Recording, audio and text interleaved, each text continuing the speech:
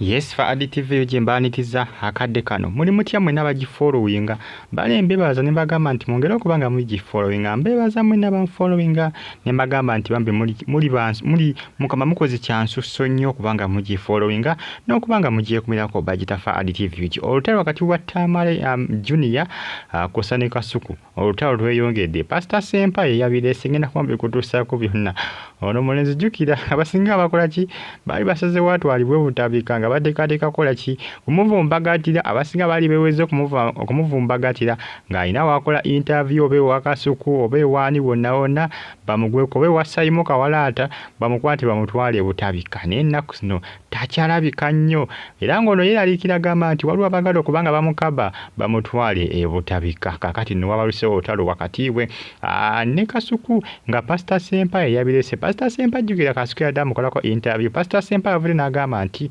Tamale Junior nti yandibadde akula nti alekerawo okweyisayisa mu ngeri nga ey'abakazi era Pastor Sempa teyakomeko yagambye nti Tamale Junior nti alimu enneekolaakola eringa ey'abaki ey'abalya ebisiike oba abasiyazi Pastor Sempa bw'atyo bwe yagamba era Tamale Junior kyamuyisiza bulungi era yakoze eki yeefulidde Kasuku ng'agamba nti Kasuku omuntu gwe yeesiga ne bamufuma ng'aseka busesi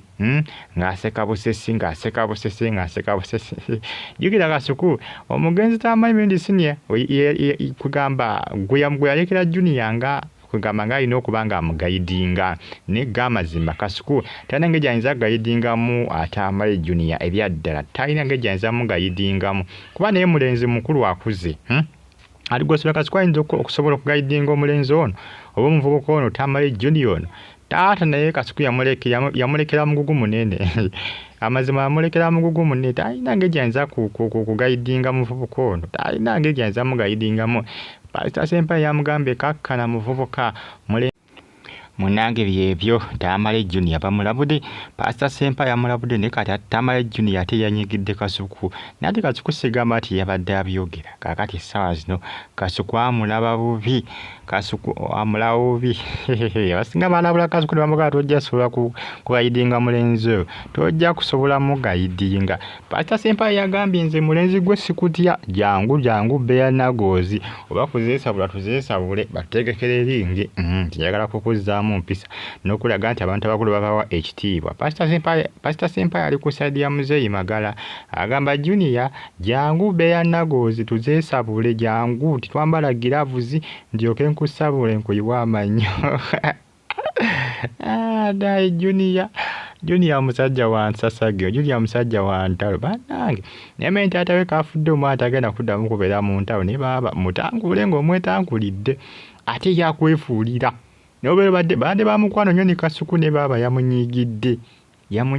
agamba muntu gwe oyinza otya baba Pastor Sempa yalaga tatidde kale binagwerawa Muzeeyi Magala ye bamuvuddeko Tamale Junior yamuvuddeko eri abadde bateekateeka okwagala okumutwala ebutabika nga baagala kumuvumbagatira nga bonaavumbagatira enkoko ng'ogikwata bwa baagala muvumbagatira bwa baagala mukwatiriza ku interview oba eya Kasuku oba eya Simon Kawalaata bamuvumbagatire mulundi gumu we bwa bamutwale butabika naye oza bamulabako tebakyamulabako jjukira Kasuku yamunyigidde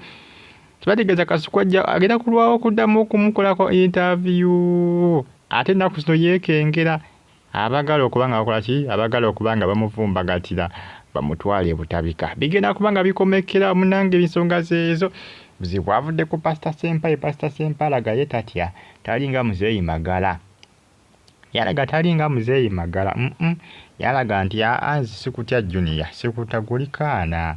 olikana kunzo Pastor Sempa bana yayitire Kasuku obuzibu Kasuku gwe balekera Junior tata we yamulekera mutabani we Junior yabamugayidinga naye Kasuku omwana tajja kumusobola omuvubuka tajja kumusobola ebyaddala tajja kumusobola Mujimpere kala ikate musubscribe nge munyige ku kadi bagita Faadi TV yujimbebaza ne bagamba nti muri ba manyi nnyo okupanga muji following ne gamba nti comment section weri awo baka bontera mu comment section tosigale nga hoji following abali Saudi Arabia basinza mu gwanga lya Oman mbebaza ne bagamba nti muri ba bode nnyo okupanga muji following mbe bulungi Faadi